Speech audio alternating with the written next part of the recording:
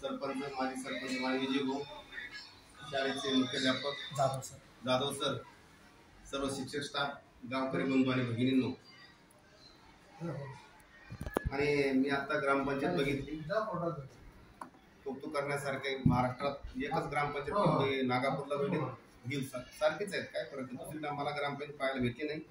आणि आता जिल्हा परिषद शाळा सोसायटीचं काम होतं ते चांगल्या रीतीने होऊन 100% काय वाद नाही. परंतु मी 1ली ते 7वी मराठी शाळेत शिकलो.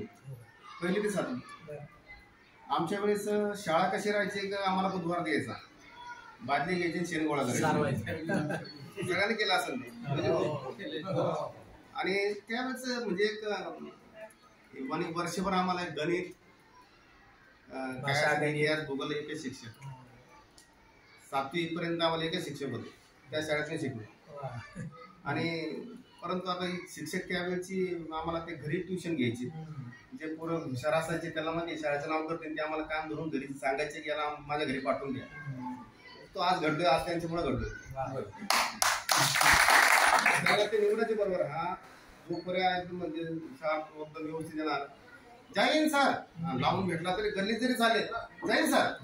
आदर्श विद्यार्थी घेऊन आमचे 5, 6 आणि 3 मुली होत्या, म्हणजे पूर्ण 7वी पर्यंत. ते असे घ्यायचे आणि घरी आम्हाला बसून ठेवायचे. हे ते गणित आम्हाला ते गणित इंग्लिश त्यावेळेस आम्हाला परफेक्ट करून टाकलं तिने.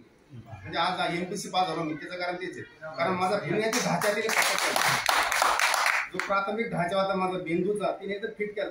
मला मग 7वी, 9वी, 8वी, 9वी, 10वी 3 वर्ष मला इंग्लिश कॅप्चर करणं अवघड झालं असतं. मला परत 10वीचं बोर्ड द्यायचं आहे, तर तिने त्यांना कळतं याचं पुढे नुकसान होऊन जाईल. कारण याच्यानंतर हायस्कूलला जाणार, मग इंग्लिश परफेक्ट करणार, जॉमेट्री, अल्जेब्रा, सायन्स वगैरे कसं फिट होईल, तिने सगळं फिट करून घेतलं. आज ती घडी माझे ते सांगितलेलं ते 5 जे आहे, एक अभियंता चांगला आहे सार्वजनिक बांधकाम खात्यात, 2 डॉक्टर झाले आणि एक तहसीलदार. आणि दोन्ही आम्हाला कान धरून शिकवायला घेऊन घरामध्ये येते. दोन्ही मुली डॉक्टर आहे आता.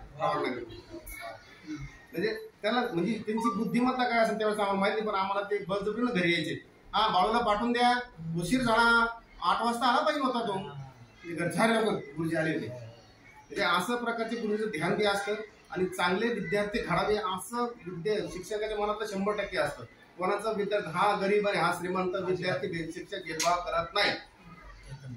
अहो साधे आता तुम्ही 1ली ते 5वी पर्यंत, 4थी पर्यंत तुम्हाला मुलं घरी ऐकत नाही म्हणून शाळेत घाला. आई वडिलांना मुलं घरी त्रास देतात, याला घरात आल्याची शाळेत घाला. म्हणजे मुलं तुम्हाला ऐकत नाही म्हणून शिक्षक शाळेत घालतात. शिक्षक किती आदर्श असावं त्या मुलावर कंट्रोल ठेवतात. बरोबर आहे. म्हणून सर खरंच आपलं योगदान या शाळेसाठी, या गावासाठी, या ग्रामस्थांचं, आणि तुम्ही एक एकोप्याने काम करता. असंच आदर्श गाव आणि आदर्श शिक्षक पुरस्कार यापुढे भेटत राहावा अशी मी प्रार्थना करतो. थांबतो. जय हिंद, जय महाराष्ट्र.